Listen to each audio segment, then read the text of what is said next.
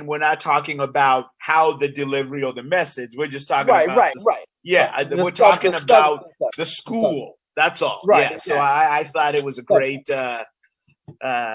report, and like the last coming out, dude said, Rain Avenue Radio, breaking the boundaries of radio.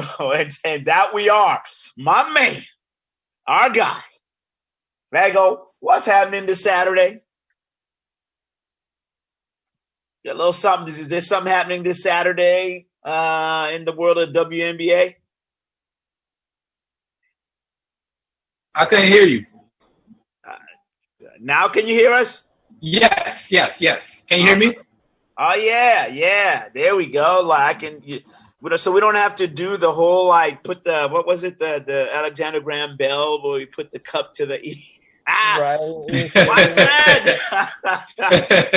Hey, my man. How's everybody doing? Man, we're good. So it looks like the WNBA is kicking off this Saturday. What's been the ramp up to that been like? You cover it on a national level and the Storm, but let's start on the national level. Everybody's excited, just how sports back as well as basketball back. Of course, everybody's excited that Sue Bird is definitely, 100% healthy as well as Breonna Stewart. So everybody's looking forward to those two individuals going out there and just definitely playing ball. But the word around the league is basically everybody's just happy that there's some type of basketball this season. Now, leading up to this, because the bubble concept, we've seen it in with the soccer, and Harvey will come on and talk about that. And early on, it seemed like they had a couple problem with, or two teams had to bail out because they contracted, or because they had positive tests and they couldn't participate. Was there anything like that came up as before, in terms of the testing and the teams getting ready, or it's been all systems go? It's all systems go. Everything has been flawless for the time being the last 2 weeks. Everybody's just getting out their bubble, and everybody's just practicing right now. So just jumping on these calls, everybody's just ready to go, ready for the season just to start and have some type of normalcy like right now, even though the fans are not going to be in the arenas. Yeah, I think it's it's a pretty much a foregone conclusion now. Unfortunately, we don't have to say the disclaimer that in most sports, I don't have in any sports that the NFL is looking at bringing fans. But the question I have for you in terms of going back to the Storm, so they play the Mystic, and Bird and also Breonna Stewart come back. Should the Storm win this, because they also have the 2019 Defensive Player of the Year? What are the chances of them winning? And then we can talk about who they play on Saturday. I know the Washington Mystics, they're losing players left and right, of course, to the COVID-19. So it's a little bit different now because they won't have their primary players. I personally think the Storm can take it all the way. As Sue Bird as well as Breonna Stewart can come back healthy, as well as joining Canada. They're definitely a great team to have. They put a lot of pressure on opponents' defense, and if they can just get out there and flat out fly, I think they will definitely have a good shot to winning it all. You were on a media conference call with the coach for the for the Storm, and I know you asked him a question. And so, what was the mood that you could gather from the call? He feels like this team this year definitely have a legitimate shot with making it to deep in the playoffs first and foremost, and making a good run going to the finals. He likes Sue Bird. He feels like they're all healthy. He likes the chemistry within practice because, as you know, a lot of players didn't really have that type of practice nor time to accumulate their chemistry within their different players. So Breonna Stewart is definitely looking healthy, and he's ready for the season to start. Yeah. So what I'm hearing, it would be a disappointment if they didn't get to the playoffs and make a deep run. Is that fair to say that? You can say that, yes. I think I just did. You can say that, yes. I mean, because they got the right pieces that they have. You got both their superstars. They're 100% healthy. And last year they were 18-16 and still made it to the second round. So now, you got Super as well as Breanna Stewart. And then you have, different role players that can contribute to the success. So they should be able to make it to the finals. To the finals. Okay, because Natasha Howard is the one that was the one we're talking about. So you're saying to the finals or bust is what you're saying. I mean, in your, and that's what's great about you, a national journalist, is just from your observation. Okay. All right. So the head coach actually is interim coach Gary Kloppenberg. He took over for Hughes, correct? Yes. Okay. And I mean, how did that go about, or what happened? Yes, sir. A lot of players are responding to the new coaches. The new coach changed pretty well. They feel like it's a different system that he's running, but also at the same time, they feel like it's a great system that could definitely help them out later on. And they like the chemistry. They played with them. I think he was coach last year, if I'm not mistaken. He came in and coached some games, and a lot of people said that they liked the chemistry that he was implicated in the system. So it's something to see, but Breanna Stewart already said that she enjoys, Coach Gary. And so it's going to be something great to see. All right. I love it. I just got a question. Lars, let's see where you at. Either one of you. Kloppenberg. Why is that name so synonymous with basketball in Seattle? Ooh, youngsters. Yeah. Oh, yeah. Here we go. I love it. I love it. Hey, I get a pass. I'm not from Seattle. I get a pass. Oh no. You're a national journalist. Don't even start. You come hold on, man. And you know what?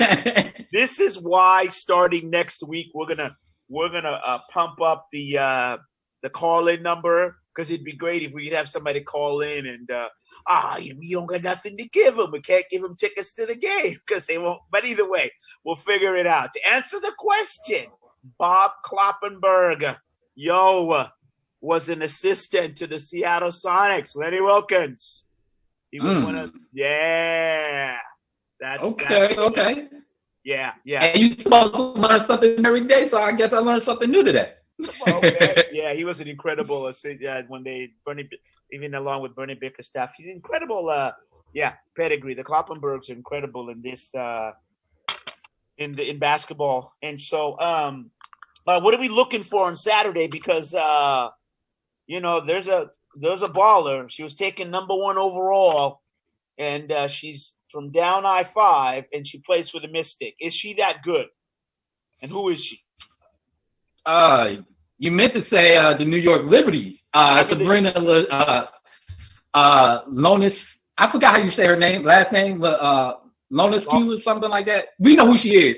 She got sponsored by the Black Mamba herself, so we know who she is. She's definitely she's definitely something to look at. I want to see how she does in her first game as a WNBA player. But however, with the Seattle Storm, I want to see how Breanna Stewart come out there.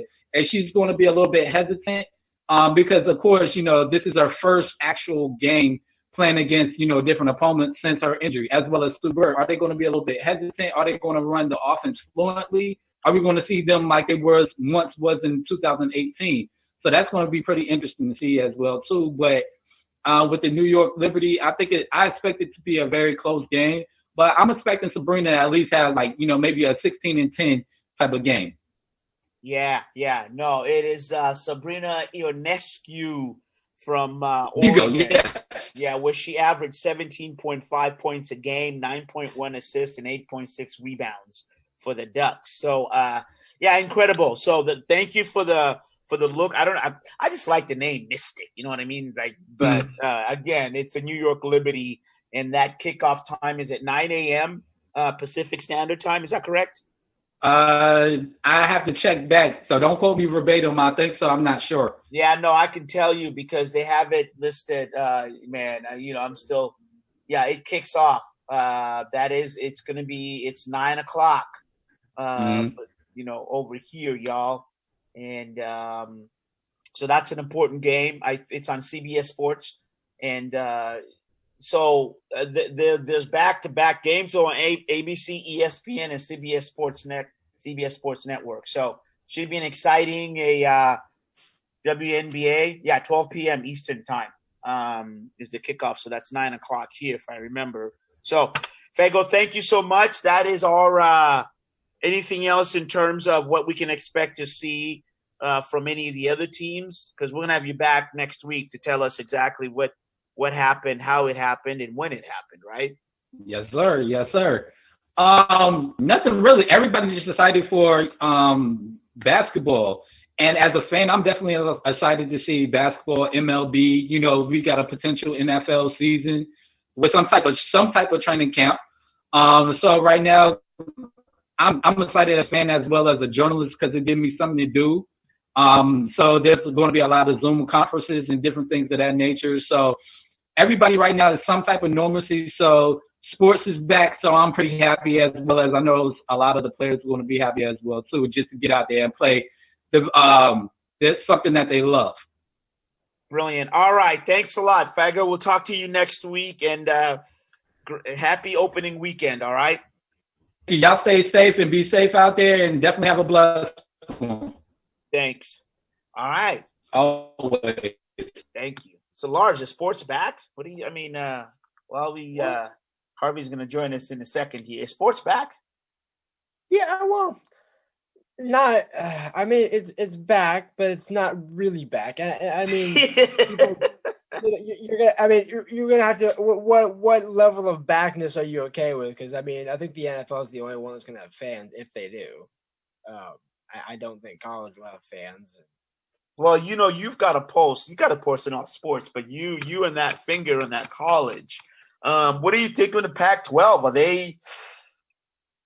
Well, I know. I think there should be an announcement. I would expect tomorrow, but at the because we're almost at the end of the month here, aren't we? It's got today's. Well, I guess you got another week left. 23rd. Now, those of you that don't know, Lars gets the. This is why. Did you get the text from the commissioner? Is that why are you breaking the story? Oh, no. Because you've got the text. Well, I mean, it's kind of. It was supposed to be. The plan was going to be they were going to unveil it by the end of the month. And I think they didn't want to wait till the end of the. They don't want to wait till the dead last of the month, so they're gonna. The plan I think is doing it tomorrow.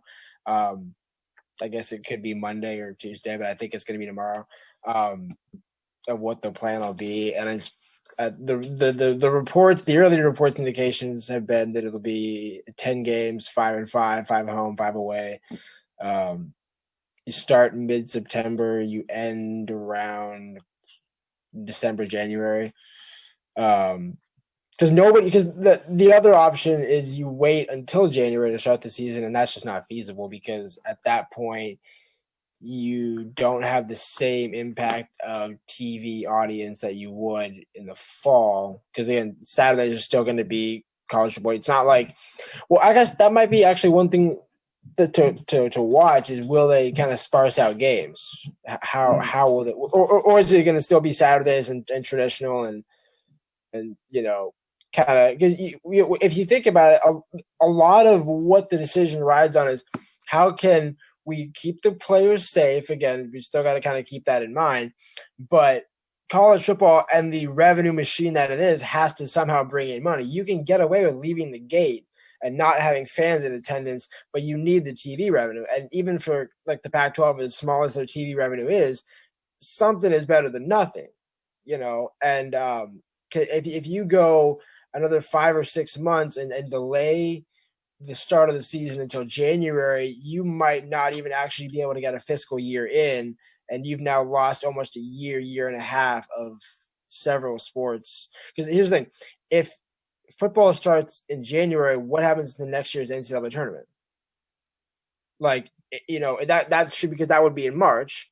So right. If now college basketball now pushed back to the summer, well, that's not going to work. So fall, or do we just wipe out college basketball? Like, I mean, there's so many other kind of moving parts with it, because, you know, you can, once you rationalize football coming back and putting amateur athletes Because again, with the NFL, with the MLB, the NBA, the WNBA, these are all professional leagues. The Bundesliga, European soccer, all that, professional leagues. The difference is colleges, it's kind of like it's the one Pandora's box where, again, the reason why colleges have always resisted change, again, much like, again, the bigger subject of systemic, why do people reject systemic change? Well, because the second you open that door, then they want to run through the whole thing. Again, now, I'm not saying that that's necessarily a bad thing per se, because again, in terms of the changing systemic racism, for example, you actually do kind of want to open that box. Because, hey, we need to have those conversations. That's kind of the whole problem here. Is we have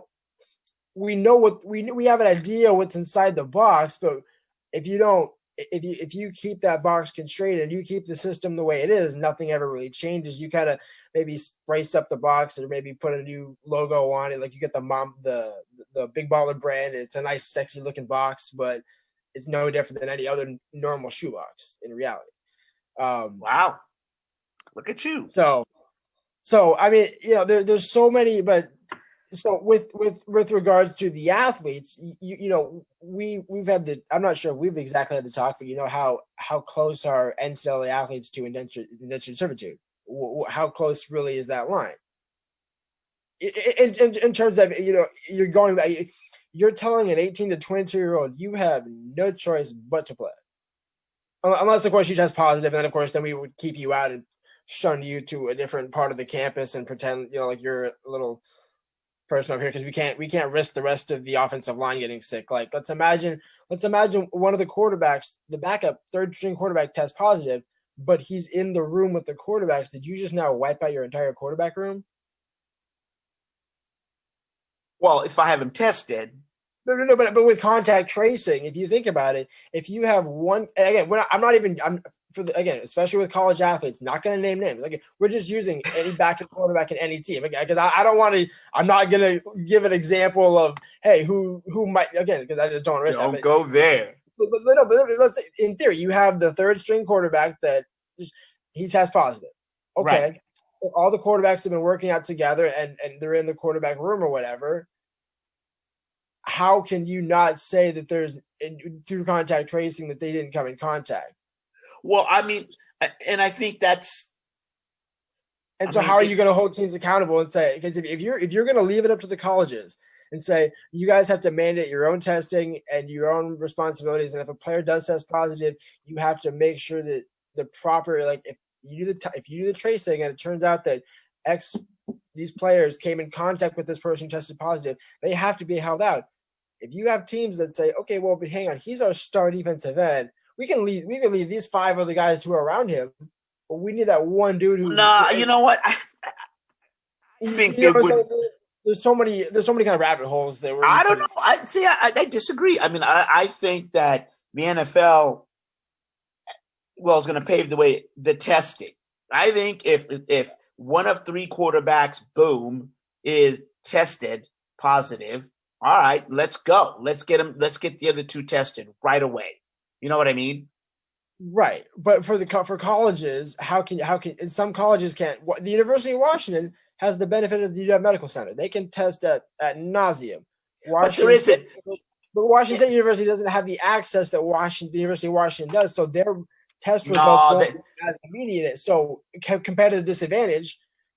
No, they'd be given access. I mean, because remember the governor of the state. I mean, there would be some discussion through the Pac-12 about, okay, how can we level the playing field in terms of the testing, goes down. And that has to be in the announcement and discussion when it comes to, okay, if you're going to start the season, it has to be clear what are the mandates? Is everything equal? Because that's what the NFL is going through right now. That's exactly why there was a delay, right? Because for the NFL, because that's the lens, right? That is the filter for which all there is. But if you look at it, that was part of it. Was the testing of the players, if they tested if they were positive or negative, and I think that will play itself out. Are they going to change the schedule? So you said I'm going to go all the way back 5-5. So right now, for what you're saying is that first game, the University of Washington, because we saw right now the NFL said there's no preseason games. Right. Which is consistent. And the Pac-12 has said there's no non-conference games. Which is consistent with that. So the first game right now on the schedule is October the 3rd. Okay, so what you would do is you wouldn't go off the normal schedule. You wouldn't because right now they would be playing 9 conference games, right? So you would have to regardless add one. Or do you again have teams where you're only playing 5 teams? 5 home games, 5 away games? Are you playing the same 5 teams home, like a home and away? All right, so there's different kinds of ways they can structure it based on, is it better geographically if all the North schools kind of just play each other a bunch, and maybe you would have Stanford and Cal be kind of that line, and Colorado and Utah would go to the south and kind of keep within the division.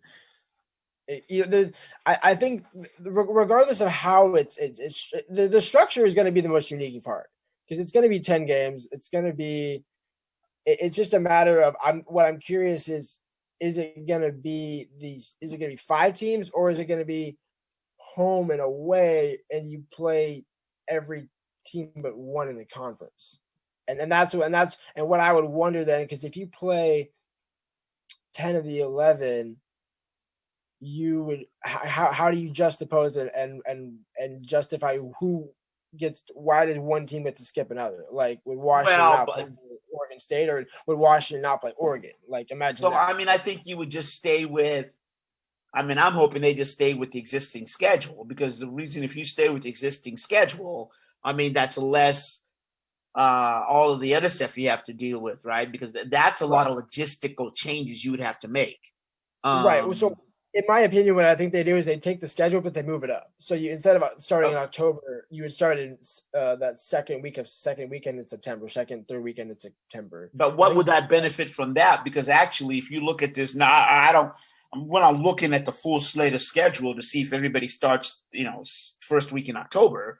But it actually makes sense, because if you're practicing now and then you would use September to get all your testing, all that Department of Health stuff, and start in October and finish in November, right? UW is Colorado. UW Colorado game. Well, no. Well, so here's the other issue. What you would do is the games would actually be more spaced out. And now what I wonder is, so if they're greedy enough to go for the TV rights money and get the regular season and the conference games in, how are you going to say no to bowl games? And why are you playing a season if you're not going to go through the bowl system? Now, granted, you can push back all of the bowls, but again, are they going to do that and have no fans? I wouldn't push the games back, because then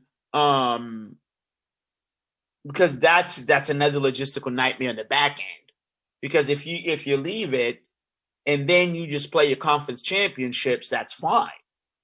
And then there's no bowl games. And no but playoffs? you still get there'll be playoffs, but no bowl games. Look, we got you all to play 9 games. It was competitive.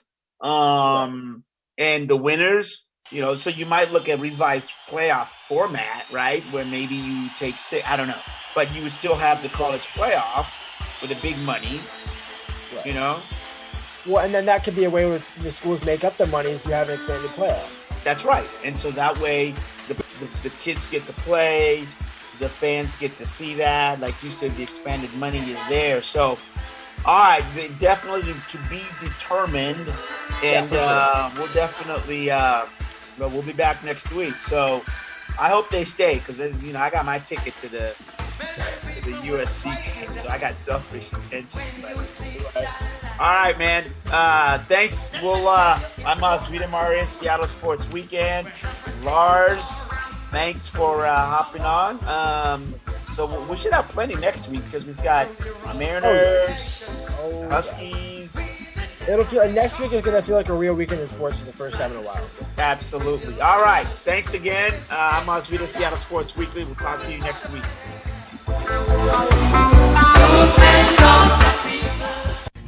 listening to RainierAvenueRadio.world.